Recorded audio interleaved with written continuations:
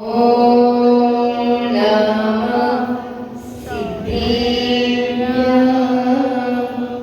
ओम नमः सिद्धेभ्यः। ओम नमः सिद्धेभ्यः। नमो हरिहन्ताणं नमो हरिहन्ताणं नमो पढ़ी की सभी नमो हरिहन्ताणं नमो हरिहन्ताणं नमो हरिहन्त हरिहन्त हरिहन्ताणं नमो सिद्धाणं नमो सिद्धाणं नमो सिद्ध प्रभु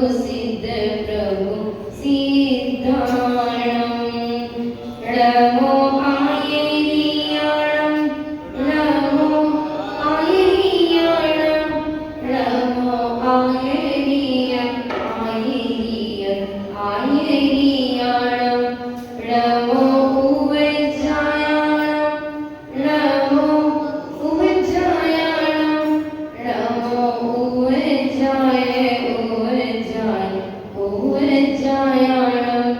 नमो लोयसामूणं लोयसौवसामूणं नमो सौवसामूणं नमो गुरुमङ्गलं नमो गुरुमङ्गलं विद्यागुरु विद्यागुरुमङ्गलं समयगुरुमङ्गलं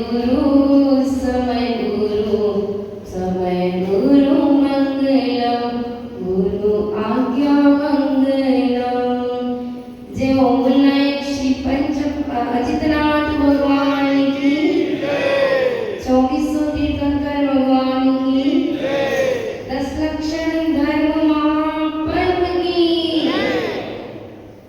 उत्तम ब्रह्मचर्य धर्म की उत्तम ब्रह्मचर्य धर्मधारी आचार्य भगवंत गुरुवर श्री विद्यासागर जी महाराज की आचार्य गुरुवर श्री साई सागर जी महाराज की 3 कमलोकोटि महामुनि राजों की वंदनीय श्री आदर्शवती माता जी की द्वादशाक्षरवाणी माता की अहिंसामय विश्व धर्म की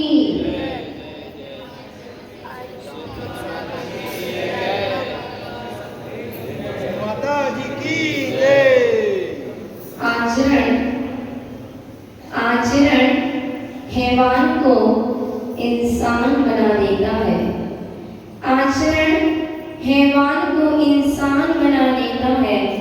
माली वीरान को गुलिस्तान बना देता है। आचार्य गुरुवर का आचरण ही बताता है उत्तम ब्रह्मचर्य आदमी को भगवान बना देता है। उत्तम ब्रह्मचर्य गुरु को भगवान बना देता है। यह 10 लक्षण पर्व और 10 लक्षण पर्व में 9 सीढ़ियां पार करके उत्तम ब्रह्मचर्य की ये 10वीं सीढ़ी है। हम तो इन सीढ़ियों को चढ़ नहीं पाते हैं, मात्र उन चढ़ने वालों की आराधना पूजा भक्ति ही कर पाते हैं। और ये 10 धर्म रूपी 10 सीढ़ियां जो है वह मुक्ति महल को पहुंचाने वाली मोक्ष तक जाने वाली यह 10 सीढ़ियां जो कि गुरु अपने जीवन में आचरण में उत्तम 10 धर्मों को अपने जीवन में धारण करते हैं और अपने जीवन को सुंदर बनाते हुए अपनी आत्मा को भी सुंदर बना लेते हैं।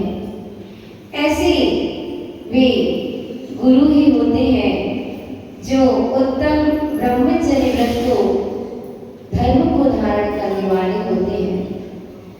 बंधुओं, ये जीवन जो मिला है, यह जीवन मनुष्य पर्याय हमें भी मिली, गुरु को भी मिली। गुरु ने अपने जीवन को 10 धर्मों से श्रृंगारित कर लिया और इस मानव जीवन को सार्थक कर दिया। ये मानव जीवन जब इसका मूल्य समझ में आता है तभी इसको अमूल्य बना सकता है। हर व्यक्ति इस जीवन का मूल्य नहीं समझता और क्या मूल्यवान है, क्या अमूल्य है। एक बार क्या होता है, एक व्यक्ति अपने आप से परेशान होकर के कुछ भी नहीं सूझ रहा मुझे और जीवन को जो कि मूल्यवान अमूल्यवान जीवन है उसको वो खोने के लिए तैयार हो गया और वह घर से निकल गया। उसको पता ही नहीं अब मुझे कहाँ जाना है, क्या करना है, और वह निकल करके सरोवर के किनारे, समुद्र के किनारे बैठ जाता है और जहाँ बैठता है वही एक पत्थरों की ढेर रखा हुआ था और वह पोटली जैसी बनती हुई थी। अब उसको कुछ भी विचार मन में जो उठ रहे थे, बुलबुले जो उठ रहे थे, उन बुलबुलों को शांत करने के लिए वह एक एक पत्थर उठाता है, पोटली खोलता है और पत्थर उठाता है और उस समुद्र में डालता जाता है। जैसे ही पत्थर निकालता है, आधी रात का समय है, अमावस्या की काली रात और विचारों में भी काली रात चल रही है। मरने की प्लानिंग बना करके आया है और वह जीवन को समाप्त करना चाह रहा था, क्योंकि कुछ भी वो जो करना था उससे कुछ भी मिलता नहीं था। वो परेशान हो गया था।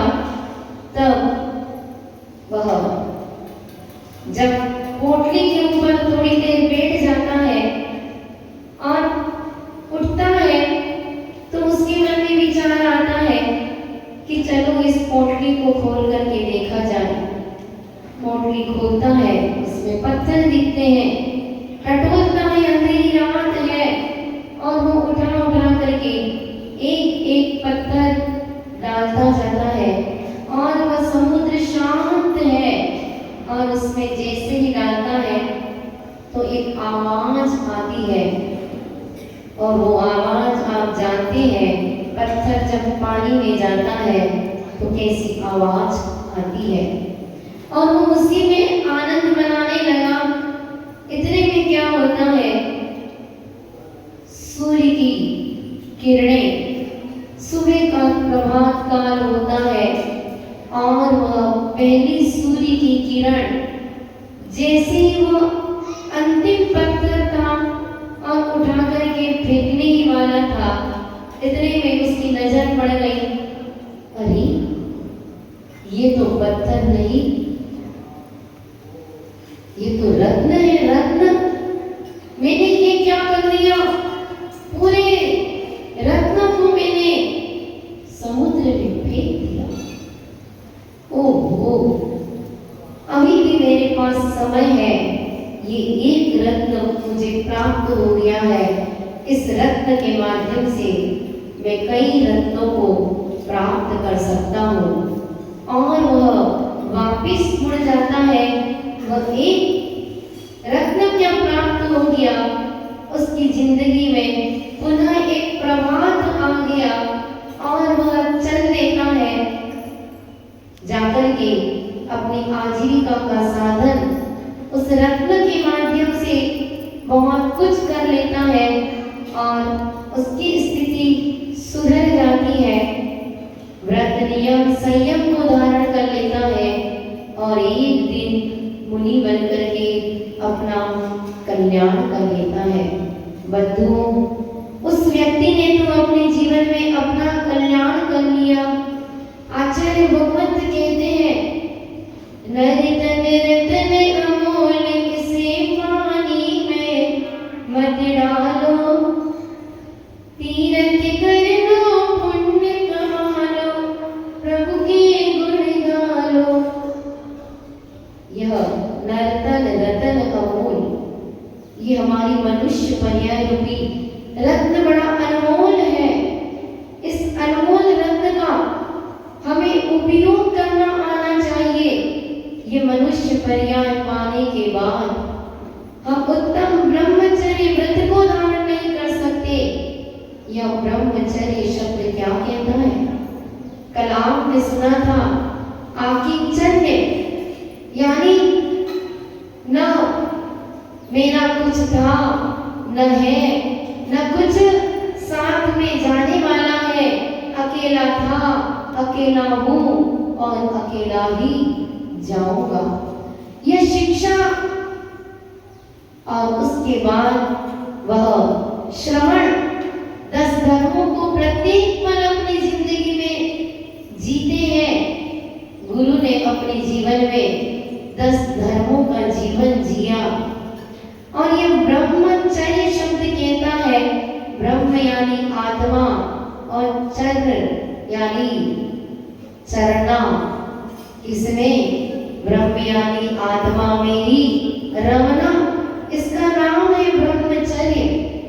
और वो ब्रह्मचर्य धर्म जो कि उत्तम होता है, और ऐसा वो उत्तम ब्रह्मचर्य धर्म हम धारण नहीं कर सकते, क्योंकि आज कहा है यह शील बाण नो राख, ब्रह्म भाव अंतर लखो, करी दोनों अभिलाप, करम सफल नरभव सदा। यदि उत्तम ब्रह्मचर्य धर्म धारण नहीं कर सकते तो हमारे जीवन में जैसे बाण आती है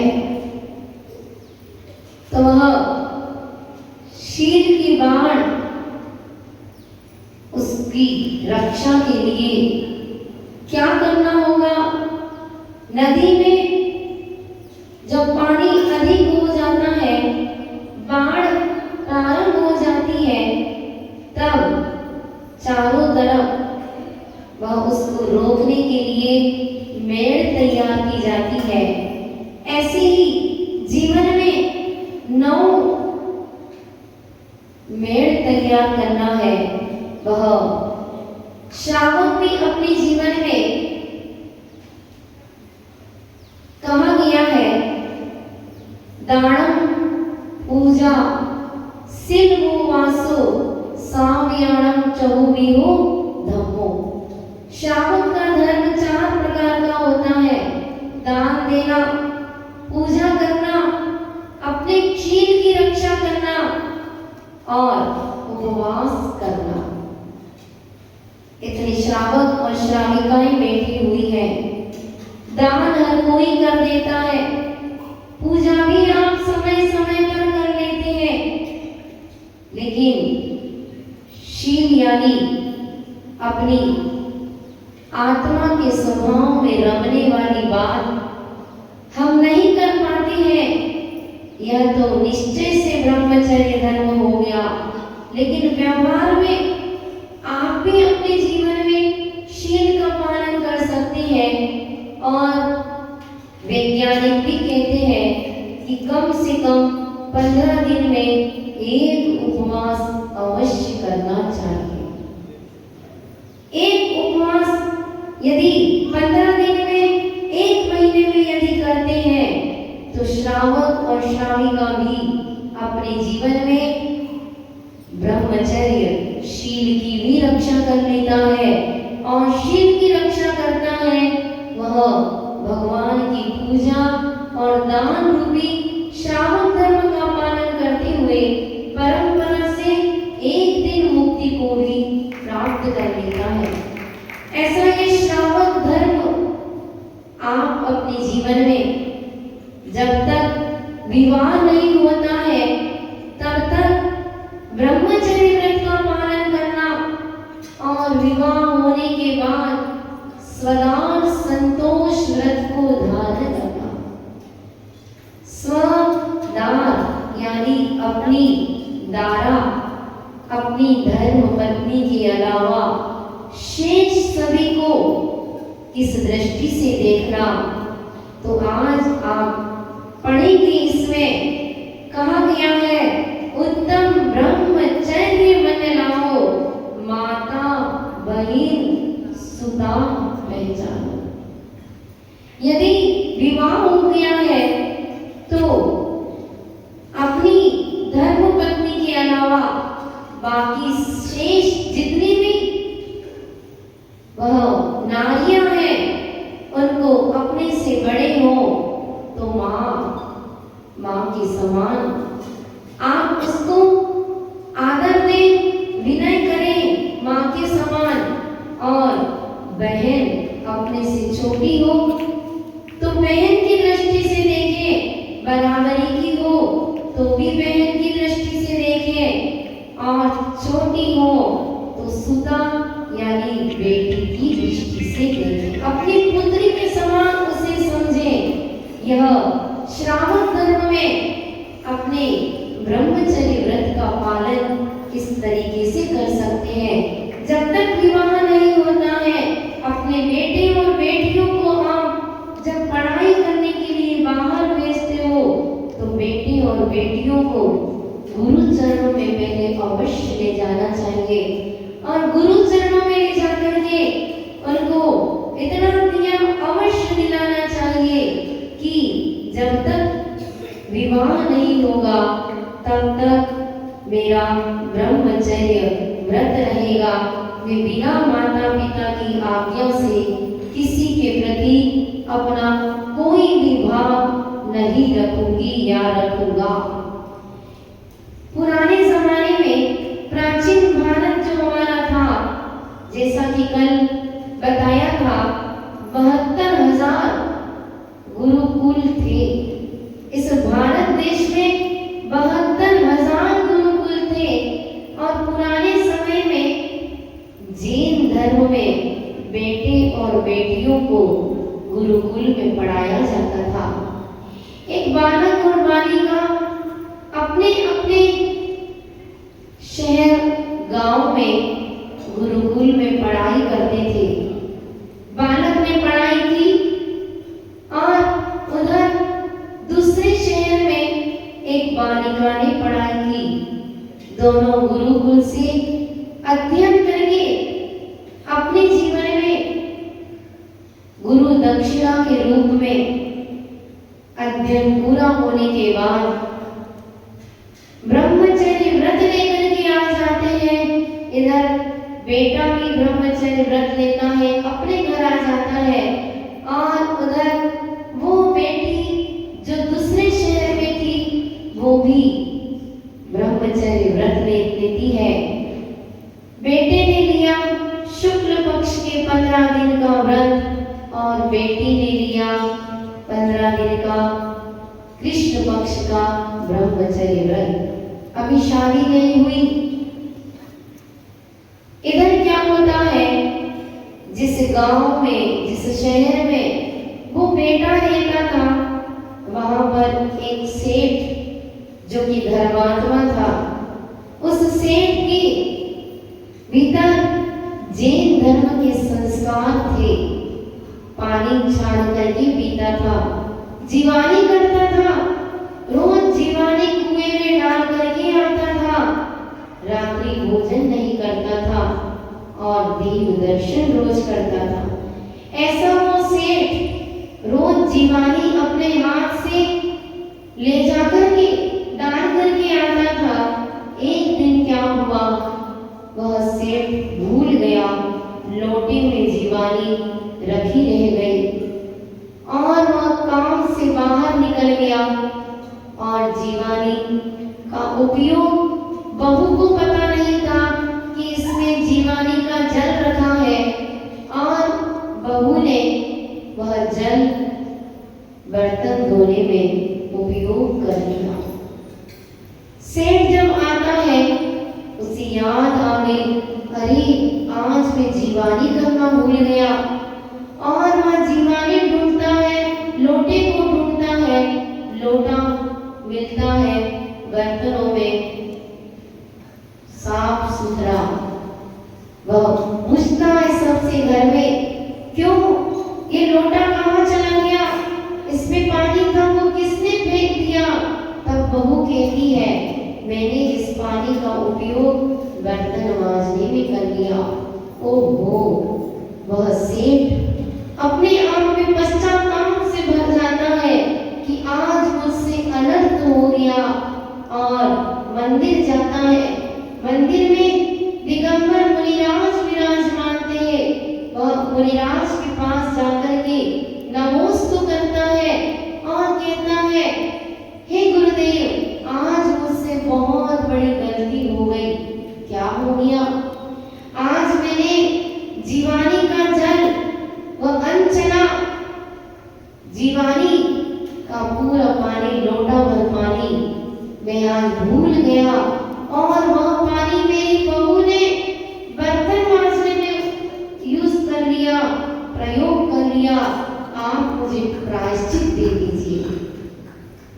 तब गुरुजी कहते हैं कि आपको एक साथ 84,000 मुनिराजों को आहार दान देना है। कितने मुनिराज? 84,000 मुनियों को आहार दान दोगे, तब कहीं तुम्हारा यह प्रायश्चित दूर होगा। सोचो, हम कितना दिन और रात आप अपने जीवन में पानी छानते भी हैं कि नहीं छानते, और छानने के बाद जीवानी कुएं तक पहुंचाते हैं कि नहीं पहुंचाते। जितना पुण्य 84,000 मुनिराजों को एक साथ आहार देने से मिलता है, उतना पुण्य जीवानी करने से मिलता है। और वह जीवानी नहीं की तो सेठ पश्चाताप से गुरु से प्रायश्चित सुन करके वो कहता है, गुरुदेव, यह तो नहीं हो सकता कि मैं एक साथ 84,000 मुनि कहां से लाऊं, और कैसे मैं आहार दान एक साथ दे पाऊंगा। आप कोई और प्रायश्चित दे दीजिए। तब गुरुजी सोच में पड़ गए, अब इसको कौन सा प्रायश्चित बताया जाए। वे अवधि ज्ञानी थे। उन्होंने कहा कि तुम अपने घर में रोज अतिथि संविवाह करोगे, रोज एक नवदंपति नवविवाहित जोड़े से रोज भोजन कराओगे, और जिस दिन तो वो सेठ कहता है कि महाराज कब तक करना है? तब मुनिराज कहते हैं, जब तक तुम्हारे घर का चंदोवा काले से सफेद न हो जाए, तब तक तुम्हें यह नव दंपति का भोजन कराना है। और वह दूसरे ही दिन से नव दंपतियों का भोजन प्रारंभ करा देता है। रोज एक नव दंपति को आमंत्रित करता है, भोजन कराता है, लेकिन चंदोवा काले से सफेद हो ही नहीं रहा। उधर वो बालक और बालिका, जिसका की बेटी का नाम था विजया और बेटे का नाम था विजय, उन दोनों का संयोग बनता है, दोनों का विवाह हो जाता है, और दोनों विवाह करके आए हुए थे। और यह सेठ उनको आमंत्रित करता है, और जैसे ही वो दोनों विजय सेठ और सेठानी, जो कि अभी बेटा बेटी थे, शादी होने के बाद वो सेठ और सेठानी बन गए, और उसको जब आमंत्रित किया तो वह जैसे ही घर में भोजन करने के लिए आए, सफेद होने लगा। और वो भोजन पूरा उत्साह से उन्होंने कराया सेठ ने, और जब वो जाने लगे तब तक वो चंदोवा पूरा सफेद हो गया। कैसे हो गया सफेद? किसका प्रभाव था वो? वह विजय सेठ जिसने बचपन में मुनिराज से गुरुकुल जब पढ़ते थे तब मुनियों से अध्ययन करते थे, और जो बेटियां होती थी वो आरिकाओं से पढ़ती थी। तो उस विजय सेठ ने बचपन में व्रत ले लिया था कि शादी होने के बाद भी मैं इसका पालन करूंगा। और वह जैसे ही विवाह हुआ, पहली ही रात वह शुक्ल पक्ष चल रहा था, वह कहता है विजय सेठ मेरा 15 दिन का ब्रह्मचर्य व्रत का नियम है। और 15 दिन वह बेटी जो कि उसकी पत्नी बन गई विजया सेठानी के रूप में, वो कहती है मैं आपके नियम की अनुमोदना करती हूँ। 15 दिन ब्रह्मचर्य व्रत से निकले।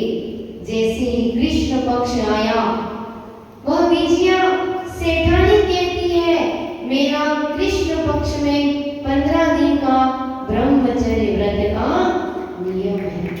सोचो, दोनों भाई और बहन की तरह रहने लगे। विवाह होने के बाद दोनों ने अपने अपने ब्रह्मचर्य व्रत का पालन किया। उसी का परिणाम कि वह जब उनके सेठ के यहाँ भोजन करने गए तो वो चंदोवा काले से सफेद हो गया। बंधुओं, ये ब्रह्मचर्य व्रत आप भी अपने जीवन में अपना सकते हैं। सदा संतोष व्रत ले सकते हैं। वह उत्तम ब्रह्मचर्य व्रत अपने जीवन में नहीं आ सकता तो कम से कम विवाह के बाद अपनी धर्म पत्नी में संतुष्ट रह करके बाकी सबको माता, बहन, सुता पहचानो। और इस तरह से अपने ब्रह्मचर्य व्रत का आप भी पालन कर सकते हैं। वर्तमान में रहन सहन, खान पान ऐसा कुछ बिगड़ चुका है कि व्यक्ति 80 वर्ष का भी हो जाता है, लेकिन वह होटल का भोजन नहीं छूटता। होटल में भोजन करने जाता है। 80 वर्ष की उम्र क्या कहलाती है? अंतिम पड़ाव में आने के बाद भी रात्रि भोजन नहीं छूटता। यह ब्रह्मचर्य व्रत का मतलब होता है आत्मा में रमण करना, आत्मा को निर्मल करना, पवित्र करना। आज के बच्चे, बेटे और बेटियां जो कि बिगाड़ दिया इस संस्कृति को, भारतीय संस्कृति बिगड़ चुकी है। और इस भारतीय संस्कृति को बिगाड़ने में यदि किसी का हाथ है तो वो हाथ किसका है? कहा गया है आज संस्कार के बारे में, संसार क्यों मौन है? आज संस्कार के बारे में संसार क्यों मौन है? इसका उत्तर देने वाला आज होता कौन है? क्यों? इसका कोई उत्तर क्यों नहीं देता? हम बताते हैं क्योंकि आजकल हर घर में टीवी और मोबाइल है। ये संस्कार बचे ही नहीं। क्यों नहीं बचे? क्योंकि आज घर घर टीवी, और टीवी से भी ज्यादा खतरनाक मोबाइल आ चुका। और मोबाइल आने से आपके बेटे और बेटियों को कुछ नहीं पता। वे बेटे और बेटियां उस मोबाइल का यूज कहाँ करते हैं, उसका प्रयोग कहाँ करते हैं।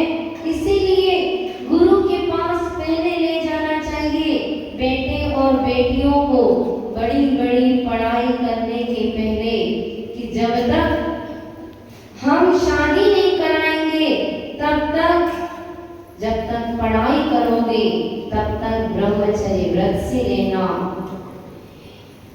वह मोबाइल के ऊपर फेसबुक के माध्यम से आज क्या क्या नजर नहीं आता।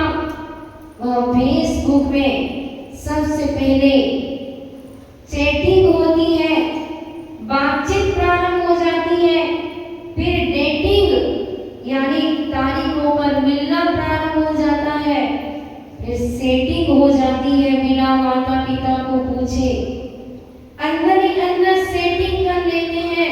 माता पिता पूछते हैं बेटा तुम्हारा विवाह करना है, अभी नहीं, मना करते चले जाते हैं, अंदर का भाव प्रकट नहीं करते और अंत में चीटिंग हो जाती है, धोखा खा जाता है वह स्वयं भी और माता पिता भी, क्योंकि सेटिंग हो गई, घर से भाग जाते हैं, भाग करके कोर्ट में जाकर के ब्याह कर लेते हैं। यह हवा जैन कुल में जन्म लेने वाले बेटे और बेटियों में भी आने लगी है। इसलिए बड़े संभलने की जरूरत है। जब एक लड़का और लड़की फेसबुक के जरिए लंबे समय तक बात करते रहे और चैटिंग चलती रही, लेकिन जब डेटिंग का दिन आया, मिलने का दिन आया, स्थान निश्चित हो गया, दोनों घर से निकले, घर से छुप के निकले, भाई बहन को न देख पाए, भाई माता पिता न देख पाए, बहन न देख पाए, वो उधर से आता है या उधर से जाती है, पता चलता है वह कौन निकले, भाई और बहन निकले। ऐसा यह आज का फेसबुक का जमाना, जिसके माध्यम से क्या हो जाता है कुछ पता नहीं चलता। एक घटना आप सुनेंगे तो रोंगटे खड़े हो जाएंगे। कहाँ हम जैन कुल में जन्म लेने वाले अपने बेटे और बेटियों का ऊपर यदि अपना नियंत्रण न रहे तो कहाँ तक हद पार हो जाती है। एक जगह की बात है, वह बेटी फेसबुक के माध्यम से इन सब को कर लिया, उसने चैटिंग भी कर ली, डेटिंग भी कर ली, सेटिंग भी कर ली और अंत में माता पिता से चीटिंग भी कर ली और चली गई। किसके साथ? मुसलमान। किसके साथ? मैं यहाँ से नहीं बोलूंगी, वो मुसलमान परिवार के उस लड़के के साथ चली गई और जैसे ही ब्याह हुआ, निकाह हुई और वो पहुंची, तब लोगों ने कहा, उस परिवार वालों ने कहा कि तुम घर में प्रवेश तब करोगी जब तुम अपने शास्त्र को लेकर के आओगी, तुम्हारे यहाँ जो शास्त्र है उसको लेकर आओ, तब हम तुम्हें प्रवेश करने देंगे। वह शास्त्र लेकर के आ गई। वह आंखें व्यक्ति सब कुछ खोने तैयार हो जाता है। वह जाकर के शास्त्र लेकर के आ गई।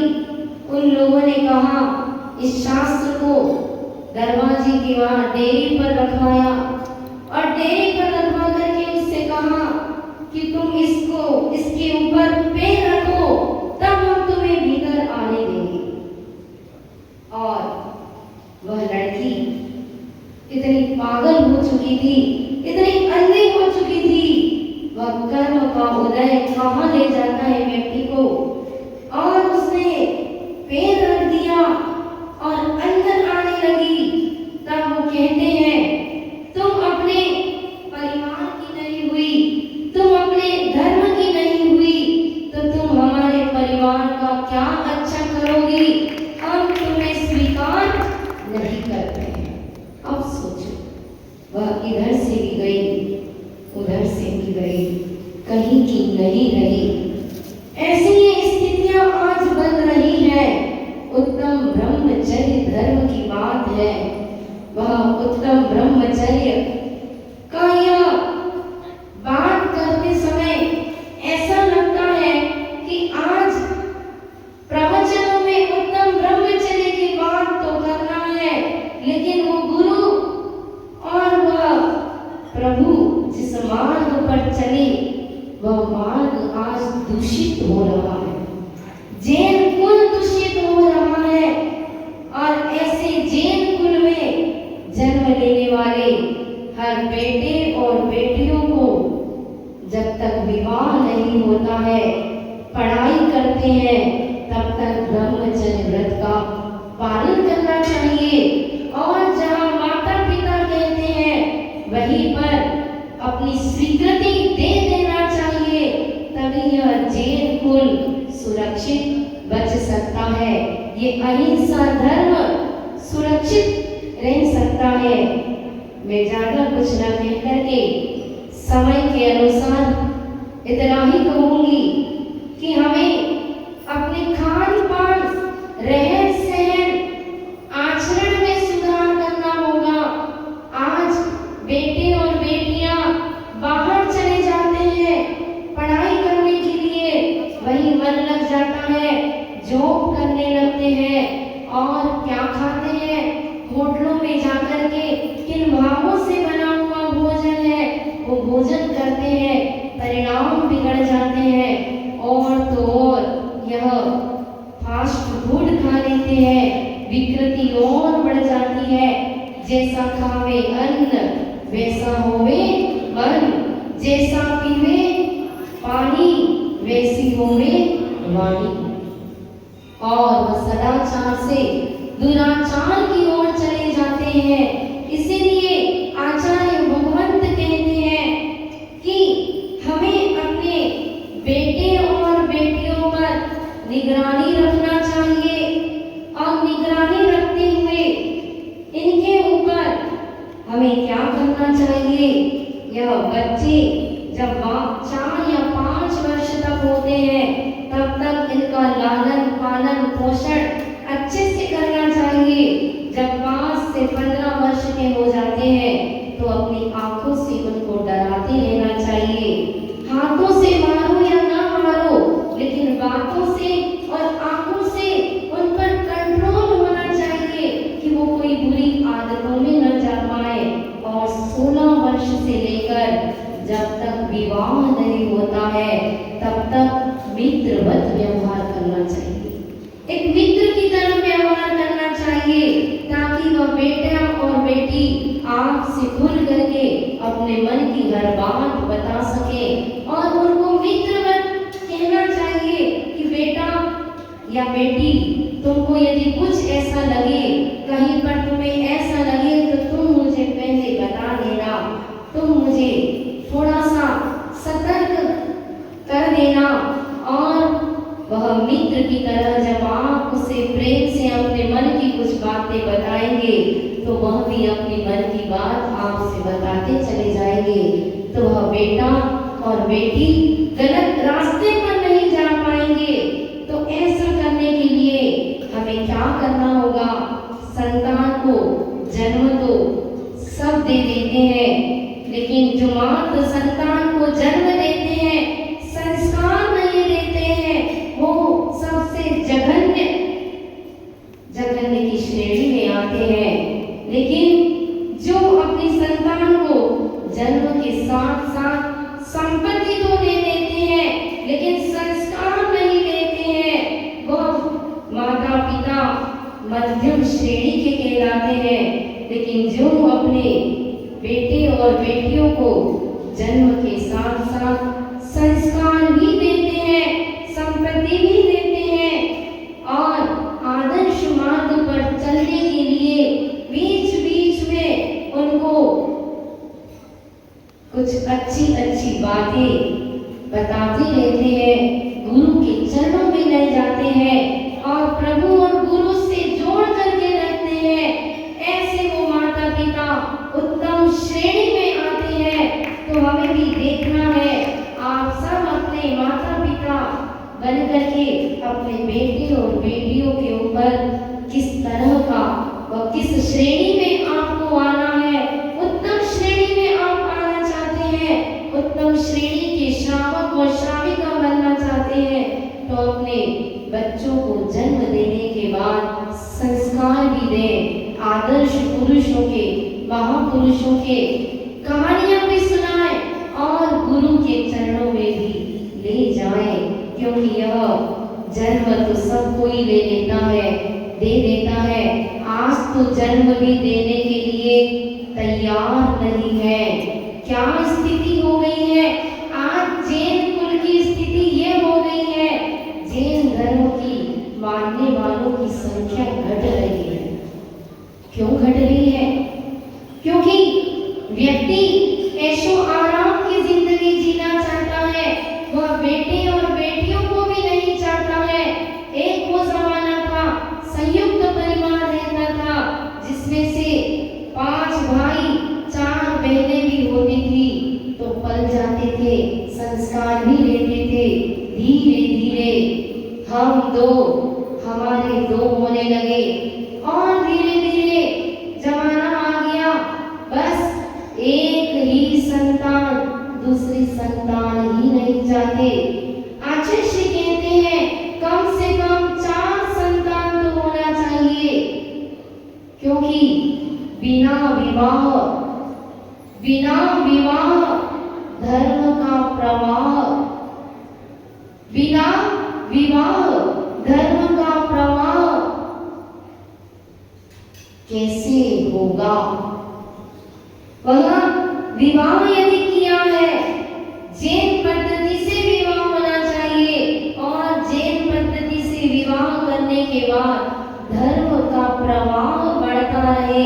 यह धर्म आगे जैन कुल आगे पंचम काल के अंत तक कैसे जाएगा यदि बेटा और बेटी वह संतान कम से कम 4 संतान तो होना चाहिए। एक परिवार को चलाने वाली, एक धर्म में आगे बढ़ने वाली और एक देश के लिए समर्पित होने वाली और एक बेटा कमाने वाला और सुसंस्कारित 2 बेटे ऐसे रहे कि एक घर को अच्छे से चलाए और माता पिता की सेवा भी कर सके। कम से कम 4 संतान होना चाहिए। यह क्यों कह रहे हैं? क्योंकि गुरु जी को भी चिंता हो गई थी कि यदि ऐसा होने लगेगा, आज तो विवाह करने के बाद वह ये सोचते हैं एक भी नहीं चाहिए, क्योंकि परेशान हो जाते हैं। एक का पालन पोषण करने में ही परेशानी महसूस होने लगी। आखिर ये परेशानी क्यों महसूस होने लगी? क्योंकि आप जब मोबाइल यूज करने लगे तो वह बच्चे भी मोबाइल के माध्यम से गर्भ से ही वो सब बातें सीख चुके। वह शैतानी करना, क्रोध करना, कषाय कैसे करना और परेशान कैसे होना और कैसे करना, ये गर्भ से ही बालक सीख करके आ जाता है। तो आप गर्भ के संस्कार दिलाएं। जैन पद्धति से गर्भ के संस्कार होते हैं, उन संस्कारों को बहुओं को गर्भ के संस्कार दिलाएं, ताकि आने वाली वो संतान बहुत धर्मात्मा हो, अच्छी हो और ये धर्म का प्रभाव पंचम काल के अंत तक जैन धर्म के मानने वाले जब होंगे तभी चलेगा उत्तम ब्रह्मचर्य धर्म के दिन। आज मुझे इतनी बातें आपके सामने रखना पड़ी, क्योंकि ये ब्रह्मचर्य, उत्तम ब्रह्मचर्य धर्म आप अपने जीवन में नहीं अपना सकते, लेकिन ये छोटी छोटी बातें जो गर्भपात करा लेते हैं, कम से कम उत्तम ब्रह्मचर्य धर्म धारण नहीं कर सकते, तो अपने जीवन में कभी गर्भपात, विवाह के बाद कोई गर्भपात न कराए और यदि वह संतान आ जाती है तो हमारी बड़ी माता जी कहती है, यदि आपको लगता है कि बेटी हमें नहीं चाहिए और बेटी आ गई है, तो आप उस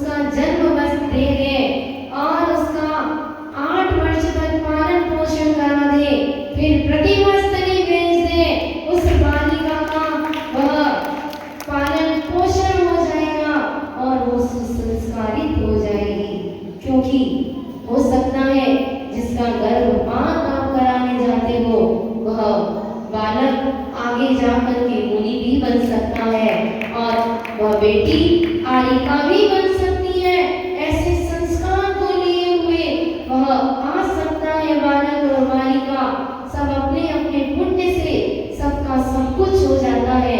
इसलिए गर्भपात जैसा यह कार्य किसी को कृतकारी और अनुमोदना भी नहीं करना चाहिए।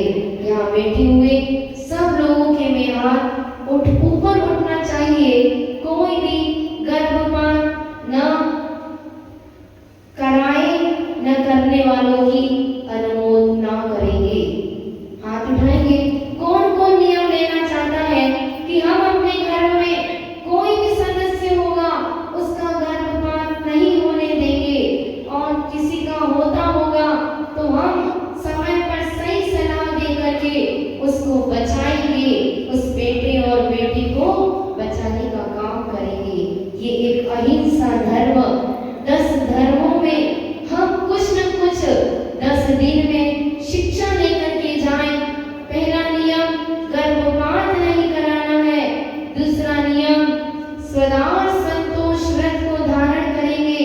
हर एक श्रावक का नियम होना चाहिए कि हम अपने स्वदार संतोष व्रत को धारण करते हैं। और तीसरा नियम अपने बेटे और बेटी और बेटियां यदि अलग कमरे में अकेले रहना प्रारंभ कर दें, फोन के माध्यम से उसका दुरुपयोग न हो जाए, इसके लिए आप लोगों को उनके मोबाइल को चेक करते रहना चाहिए, देखते रहना चाहिए कि इस मोबाइल का उपयोग वो कहाँ कर रहे हैं। अकेले बेटे और बेटियों को कहीं छोड़ने के बाद वह किसी न किसी के अंडर में रहे, तभी वो कल्याण हो सकता है। हम अपने जन्म लेने वाले बेटे और बेटियों को बचा सकते हैं। इस पाश्चात्य संस्कृति से बचा करके रखना है। क्या कहें, आज तो माता पिता स्वयं बेटी के लिए जींस टॉप लेकर के आते हैं और पहना देते हैं, तो संस्कार तो बिगड़ेंगे ही बिगड़ेंगे। क्या वस्त्र में ला करके देना, क्या अपने बेटे बेटियों को पहनाना है। स्वतंत्रता तो हो, लेकिन स्वच्छंदता नहीं आना चाहिए। हर परिवार में एक मर्यादा होना चाहिए। तुम स्वतंत्र तो हो, लेकिन स्वच्छंदता न आए, इसका ख्याल रखते हुए इस उत्तम ब्रह्मचर्य के दिन हम पूज्य गुरुदेव का स्मरण करते हैं। गुरुदेव जिन्हें अपने 55 वर्षों में इस ब्रह्मचर्य, उत्तम ब्रह्मचर्य व्रत का पालन करके अपना ऐसा वितरागी आवामंडल गुरुदेव का था कि मनुष्य तो क्या, देव भी आकर के जिनके चरणों में नमस्कार करते थे, देव भी जिनके चारों ओर परिक्रमा लगाते रहते थे, ऐसे पूज्य गुरुदेव, उनका उत्तम ब्रह्मचर्य व्रत, 10 धर्म उत्तम रूप से जो उन्होंने पालन किए, वह आवामंडल कोई व्यक्ति अपने किसी भी प्रकार के विचारों को लेकर के जाता है, रोगी जाता है, तो उनका आशीर्वाद मिलते ही निरोगी हो जाता था। और कोई अपनी कोई समस्या लेकर के जाता, गुरुजी की एक दृष्टि उड़ जाती, आशीर्वाद मिल जाता, तो वह उसका काम हो जाता था, संकट से बाहर आ जाता था। और तो और गुरु की एक दृष्टि उठी तो वह बड़े बाबा कैसे उठ गए, फूल की तरह उठ गए। ये किसका प्रभाव है? ये उत्तम ब्रह्मचर्य का प्रभाव है, 10 धर्म का प्रभाव है। गुरु की इतनी निर्मल परिणति, 10 धर्मों को पालने के लिए हमेशा जागृत और सतर्क रहते थे। तो वह आचार्य श्री ने अपने प्रवचनों में कहा कि ये बड़े बाबा आज उठे हैं तो मेरी वजह से नहीं, हनुमान जैसे हर एक भक्त ने बड़े बाबा की जाप की थी, इसलिए ये जितने भी लोग हैं सब हनुमान की तरह भक्ति करने वाले लोगों की भक्ति से ये बड़े बाबा उठे हैं। और कहते हैं हम और आप तो नहीं, ये देव परिकर, ये भगवान को जो उच्च आसन पर एक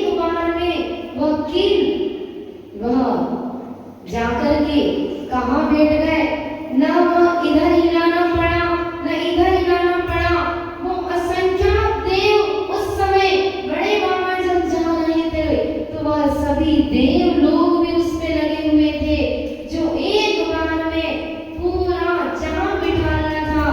थोड़ा सा भी न इधर न उधर, बिल्कुल केंद्र बिंदु पर जाकर के वो बड़े बाबा जाकर के विराजमान हो गए। वह गुरु जी कहते हैं कि हमने ही नहीं, यह देव लोग भी आकर के बड़े बाबा की भक्ति करके उन्होंने भी इसमें सहयोग किया है। ऐसे पूज्य गुरुदेव जिनको कि हमने अपनी जिंदगी में 55 वर्ष देखा है, उनकी जो जो भावना है उन सब भावनाओं को पूर्ण करना हमारा कर्तव्य बनता है। आपके बीच में बहनें आई 10 दिन में 10 दिन प्रवचन के लिए बहनों को भेजा। बड़ी माता जी ने आपके ऊपर बड़ा उपकार किया है और यह आप इन उपकारों को याद रखते हुए गुरु जी की भावनाओं को पूर्ण करते हुए अपने जीवन में 10 धर्मों को नहीं अपना सकते तो कम से कम गुरु जी की भावनाओं को पूर्ण करने में तन मन धन से सहयोग करके समय समय पर, एक बार में नहीं तो आप कहोगे हम तो यहाँ दे देते वहां दे देते हैं। ऐसा मैं कुछ भी नहीं कह रही कि आज ही करें, जब जब भी आपको लगे तो आप अपने जीवन में वह मौका न खोएं, क्योंकि हमें जो गुरु मिले हैं, आज हम लोगों ने साक्षात महावीर भगवान को नहीं देखा, नहीं हमने 24 तीर्थंकरों को देखा है, हमने देखा है, मैंने ईश्वर को नहीं देखा, देखा है विद्या गुरु को, ज्ञान सिंधु जिसमें समा गया। मैंने देखा है उस गागर को, सूरज जिनके चरणों में आकर के शीश झुकाता है, प्रकृति हर रोम रोम जिनके गीत सुनाती है, मोक्ष महल के वासी वो इस धरती पर भगवान है। मेरी श्रद्धा मेरे ईश्वर का नाम ही विद्या सागर है। ऐसे पूज्य गुरुदेव, उनके बारे में हम जितना कहें उतना कम है। आप लोगों ने 10 दिन पर्युषण में पूरा लाभ लिया है, तो इसमें जो कुछ भी अच्छा लगा हो वह अपने जीवन में थोड़ा अपनाते जाएंगे और अपने जीवन